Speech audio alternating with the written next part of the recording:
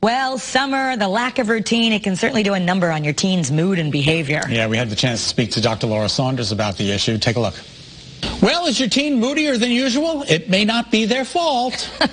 Dr. Laura Saunders is here now to explain the teenage oracle. Welcome, Doctor.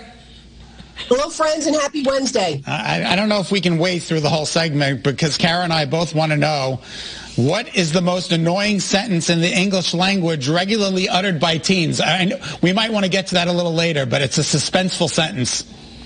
It is a suspenseful sentence, and I'm going to keep you waiting. Okay, very good. What we need to realize is that, in summer, we have no structure, right? A lot of, especially those middle teens, like 13 to 16, that can't really get jobs, and they don't, they might be too old for a lot of camps. They're just laying around the house, and that can be very irritating for parents because they're not doing things. They seem moody. They seem irritable. And to some degree, this is typical, right? Last week we talked about, how do we know when that irritability or moodiness or low energy is pathological and it hinders their functioning. It's a little harder to tell with those, especially those early teens, but there's 4 tasks for adolescents: individuation, separation, autonomy, and cooperation. Now, I'm listing cooperation last because it comes towards the end of adolescence. I just said to Scott when you hit 20. I just said in front of him, how long till the cooperation phase? Yeah, you got to hold on because that's not going to come anytime soon. Okay. And rapid emotional development and rapid, serious physical changes. And it's really considered a period of heightened stress for everyone. Now, again, is there a way that a kid can get through adolescence without a sense of heightened stress? Or everybody's got to go through it? I think to some degree everyone goes through it. And it's also based on sort of your temperament, right? Temperament's the word we use for children and adolescents. Personality is what we say for adults. But if you have a more easygoing temperament, it might not be so bad. If you have a more difficult or anxious temperament, it's going to be really hard for yourself and all the adults around you. Because the important task is identity development. Who am I? What are my values? Who am I like? Who am I not like? What do I want to do with my life? It's difficult. So you say periods of limit testing and defiance are just part of the game plan, I guess. But how do we help parents? How do you know, what's normal or what kind of limits can we set without causing too much conflict?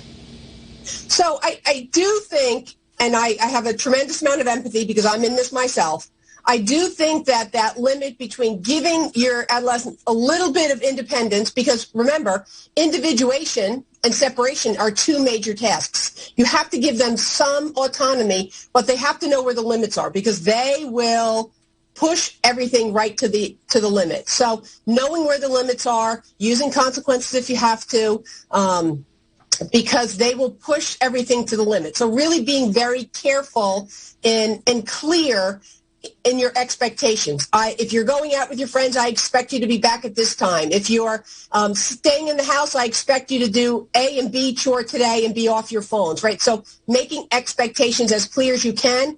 You will likely need to repeat them, and you will likely need to reinforce them. I guess we should cut them some slack. I mean, we all went through it. Yes, I went through it. You went through it. They're all going through it, so we should just come in a little easier, no? Yes, and that's why, I do say to give them a little bit of that emotional space, right? I mean, they're not all going to be up at 8 o'clock in the morning like they have to for school. They need to sleep more because actually sleep is how they rejuvenate their bodies, right? Your physical body needs to sleep and your mind needs to sleep. So I do advocate giving them a little slack, but having some limits. Sleeping 15 hours a day or 20 hours a day is unacceptable because that's not healthy. But giving them some leeway, giving them some things to do. I will tell you from my clinical experience, the parents that really come down hard on their teens, those teens rebel in other ways that are much harder to control. They go to substances, they go to nicotine, they go to, risky sex behavior. So I'm not saying to totally let them do whatever they want, but I'm saying monitor, supervise, set limits, and keep an eye on them. So we have a minute left now. Do we get to know the famous sentence? I need to know if it's being said. Most annoying sentence in the English language uttered by teens is, I know. I know. I know.